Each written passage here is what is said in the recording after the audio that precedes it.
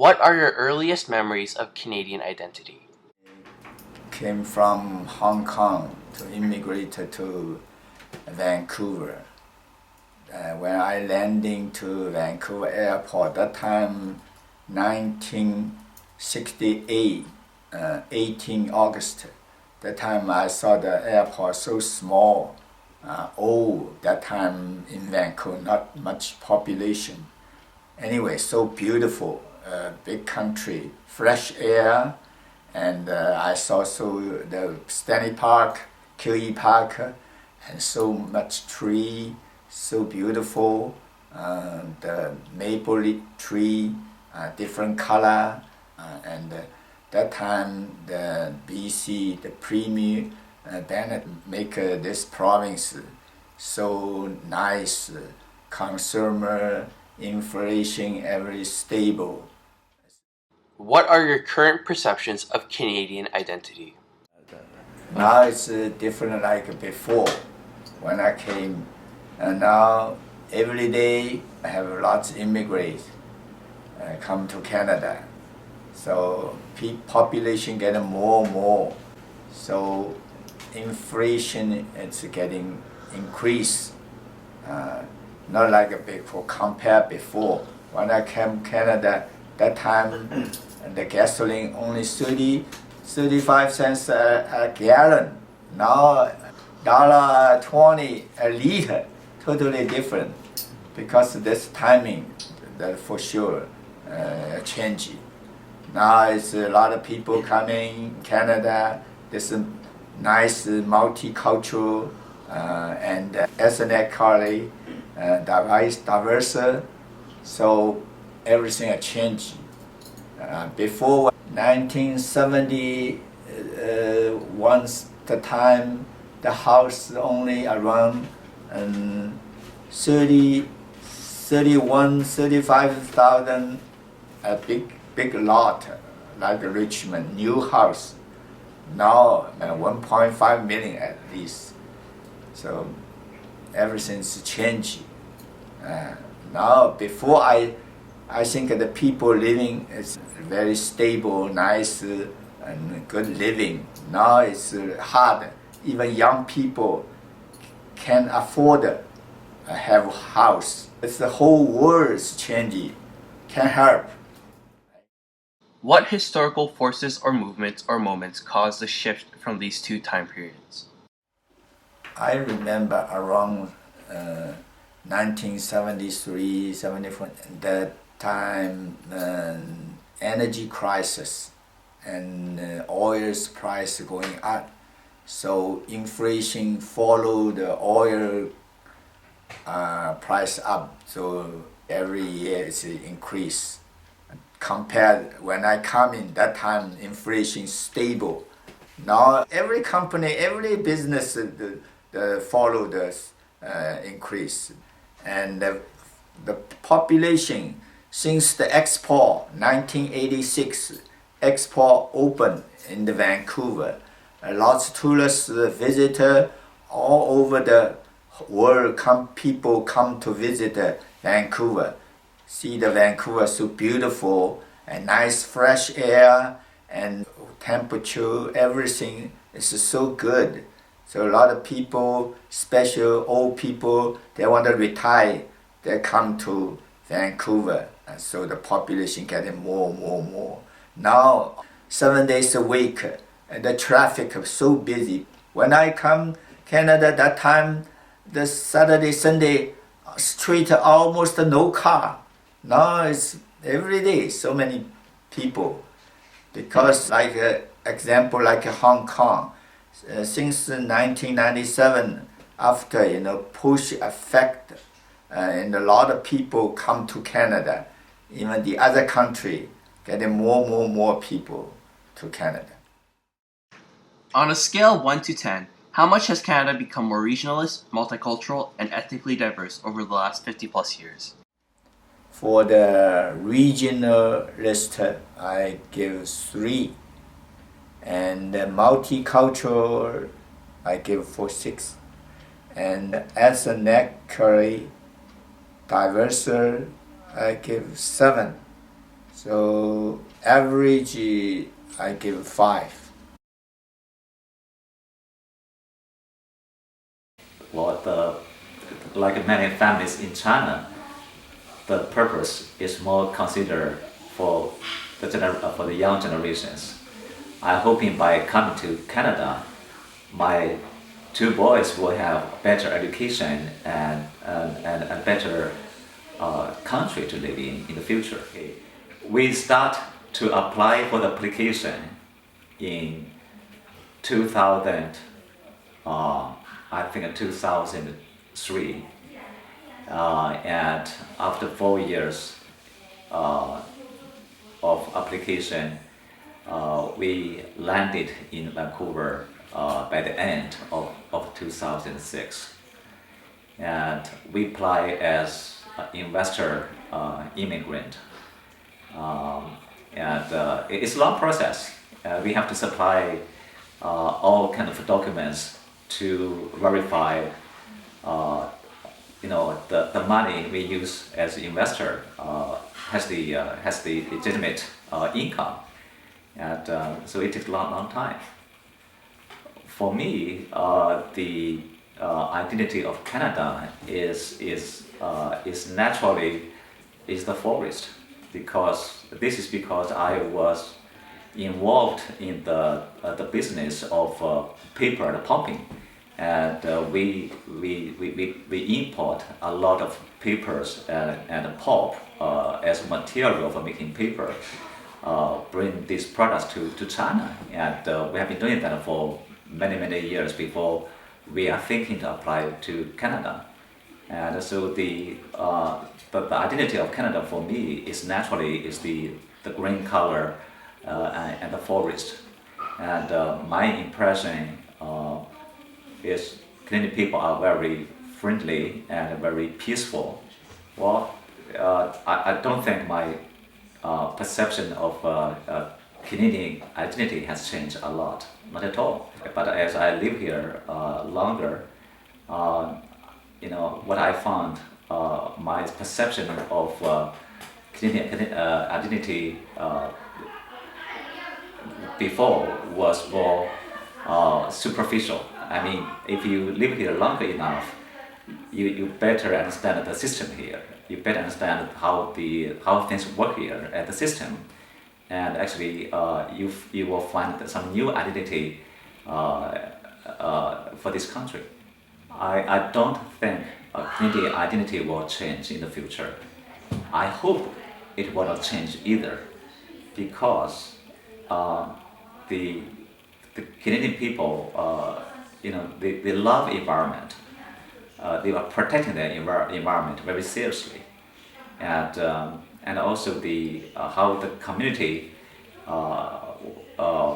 works. I think that's one for me is very a big advantage of this country.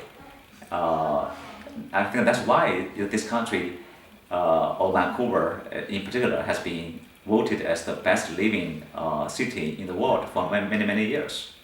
Canada is getting less in monoculture. I will read probably only between 4 and 5 on monoculture, because I can tell this is there's a harmony in different cultures here, living together here. For the diversity, I will rate very high for Canada. I think I will rate between 7 and 8.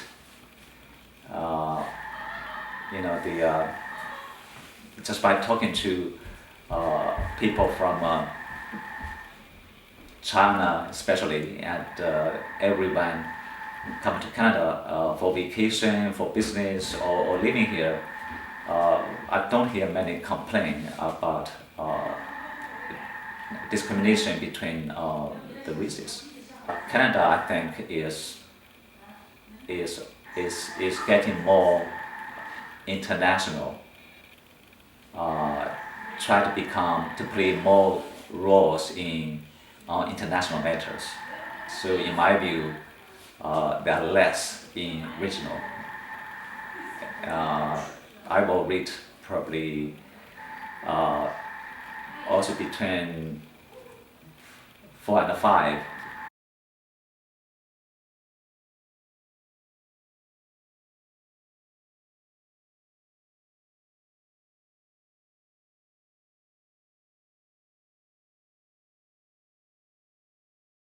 I guess I would start off by saying that I would probably argue with the thesis behind the question. Because I think if you start looking at Canada at one level, at say the federal government or provincial government levels, yes, it would represent a monoculture because they were promoting sort of a very English, European-centric kind of government and immigration policy, certainly for the prairies. Let's bring in the Northern Europeans and things like that. But I think when you come out here to places like Vancouver, Victoria, that totally breaks down. And I think while we can look at, say, the city of Vancouver with its celebrations and various things at one level, I think go down one level and you come into a neighborhood like this, or you go out to Strathcona or other parts of the city, you do find a very, very lively multicultural place. We don't celebrate it, but you find business leaders from Chinatown, Chantoy, Yipsang, Gimli. You find W.H. Charity, architect, house builder, and many others like that, all over Vancouver working. And there, I think, a lot more integration than we think of from today's perspective. But I think as we look at a city like Vancouver and Dr. Saint Garden's relationship to that city, I think it's very key to understand sort of some of the past around how the city worked, how it operated, and the parts that were there. Because I think one of the coolest things about this Chinatown, for instance, is that you had never a Chinatown that was purely Chinatown. If you take just this site, for instance, you're looking at, just at the back end of the site here, the Royal City Sawmill, owned by a guy called John Hendry. Except the reason Chinatown's here is he liked to employ Chinese men for the mill. So you actually had then Chinese tenement buildings along the side of the creek through here, with the Chinese living here, working at the mill. That actually brings the Chinese Opera House to the site. So up at the front end of the garden, where you enter on that alleyway, is actually Chinese Opera House alley, because the Opera House was there. But right in front of the Opera House was actually Hart's Opera House, which was a place that many folks from Vancouver came and watched performances from the United States and the rest of Canada and local productions. And the local Chinese community would also rent the building for performances. And then it was political meetings where Chinese and the rest of the city got together to debate. So, you know, you move up to Main Street, and you had Chinese produce dealers right next to Italian produce dealers, right next to black music clubs, right next to the Pullman Porter Club for the black porters of the railroad. So I think a space like this has always been multi-ethnic and quite multicultural. It's when you flip it up into the government level of, say, the city of Vancouver, that's when it becomes that kind of idea of the monoculture, because that's what they're promoting. But you get under that very thin veneer, and you get down into a very complex, very intriguing mix of people working together and really doing stuff that we don't think of from today's perspective. So when you look at it that way, and then you look at the Gardens World today, it says, and its mission is, it's a bridge between cultures. Well, that bridge between cultures is the larger city of Vancouver and Chinatown.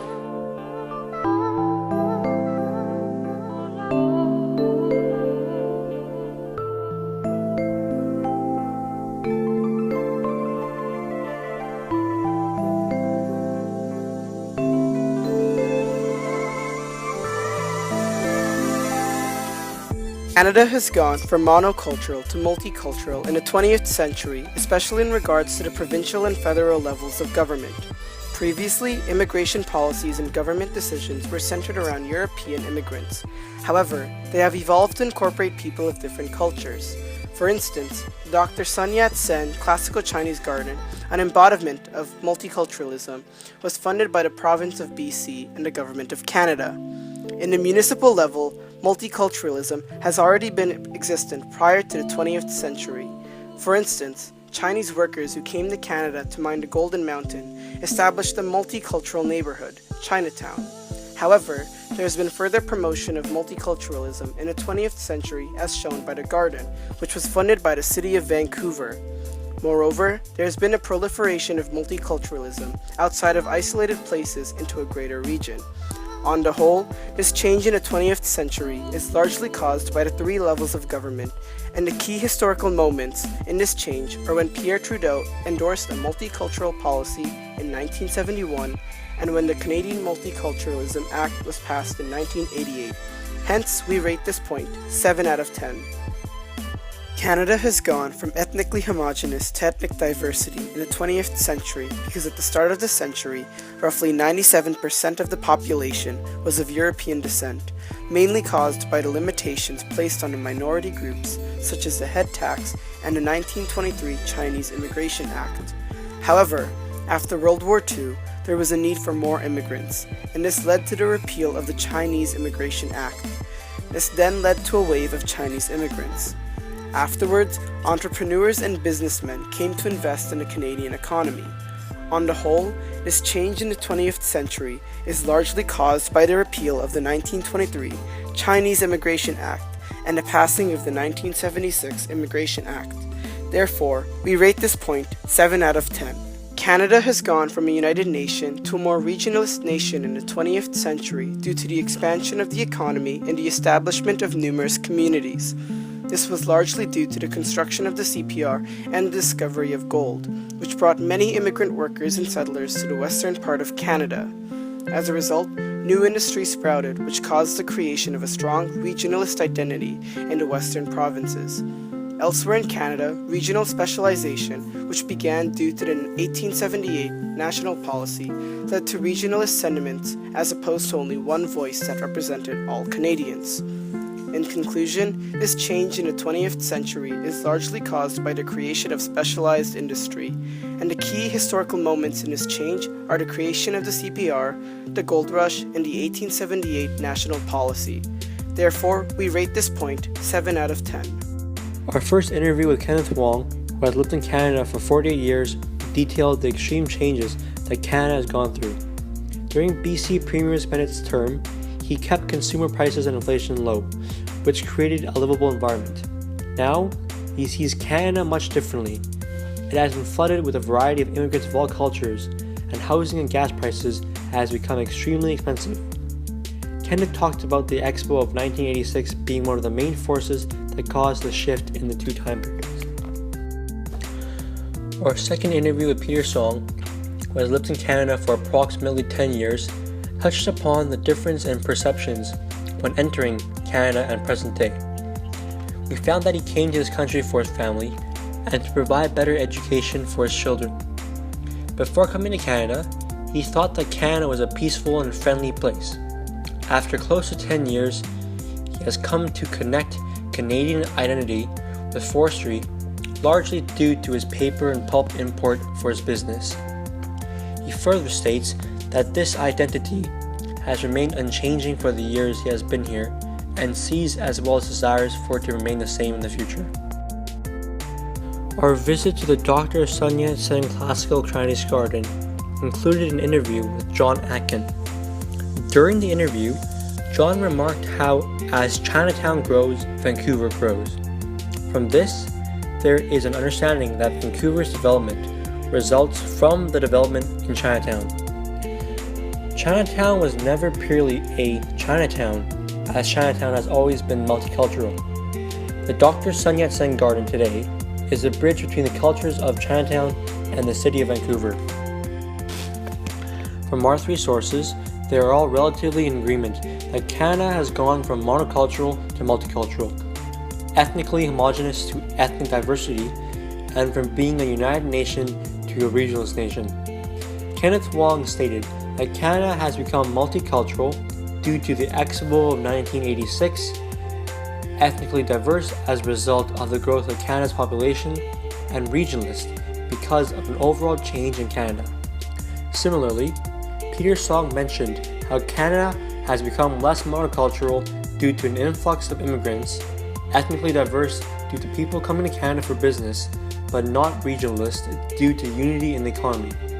Likewise, John Atkin pointed out how Canada has evolved to incorporate multiple cultures, become ethnically diverse due to investors of Canada's economy, and regionalist because of regional specialization.